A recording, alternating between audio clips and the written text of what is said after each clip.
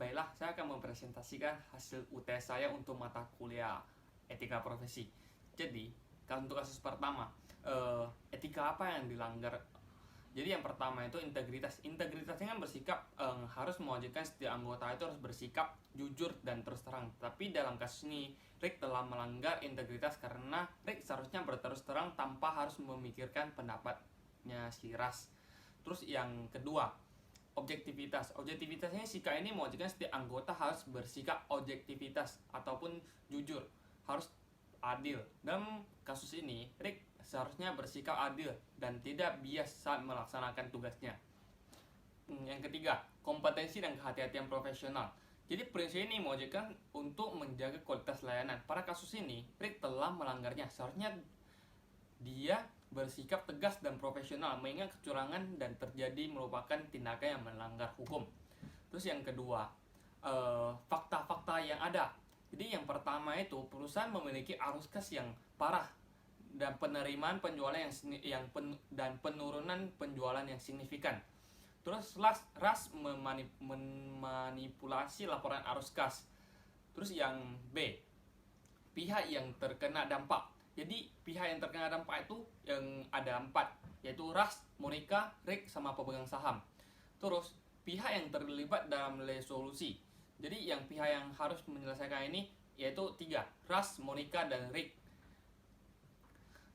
Opini saya, Rick dapat menghubungi Monica dan menjelaskan yang sebenarnya terjadi atau fakta. Terus Rick dapat menjelaskan apa kepada Ras tentang apa yang sedang terjadi di perusahaan. Untuk kasus kedua, etika apa aja yang dilanggar? Terus yang pertama itu integrity. Integrity ini kan mewajibkan setiap anggota itu harus bersikap jujur dan terus terang. Tapi dalam kasus ini, A sebagai presiden perusahaan telah memerintahkan Penny atau karyawan perusahaan itu untuk memasukkan catatan inventorinya yang mereka punyai. Terus yang kedua, objektivitas. Setiap anggota harus menjaga objektivitasnya, harus adil, jujur, dan tidak memihak. Dalam kasus ini, A telah memasukkan kelambatan asetnya dan ingin menjualnya kepada pelanggan-pelanggan utamanya karena A telah berpikir bahwa mereka telah berhutang budi kepadanya. Terus yang ketiga, kompetensi dan kehati-hatian profesional. Prinsip ini mewajibkan setiap anggota untuk menjaga kualitas layanan. Di dalam kasus ini, A telah memalsukan kelambatan asetnya dan menjualnya kepada pelanggan utama sehingga telah merusak kualitas layanannya. Terus yang keempat, kerahasiaan. Prinsip ini mewajibkan untuk tidak mengungkapkan informasi yang didapatkan kepada pihak luar. Pada kasus ini tidak terjadi pelanggaran kerahasiaan ini. Terus yang kelima, perilaku profesional. Prinsip ini mewajibkan setiap anggota harus bersikap konsisten dengan reputasi yang baik dan menjauhi tindakan yang dapat mendiskreditkan profesinya. Pada kasus ini, A telah melanggar prinsip ini karena tidak menjaga reputasi profesinya dengan memasukkan kondisi inventory yang ingin dijualnya. Terus yang keenam, kepentingan publik. Prinsip ini mewajibkan setiap anggota harus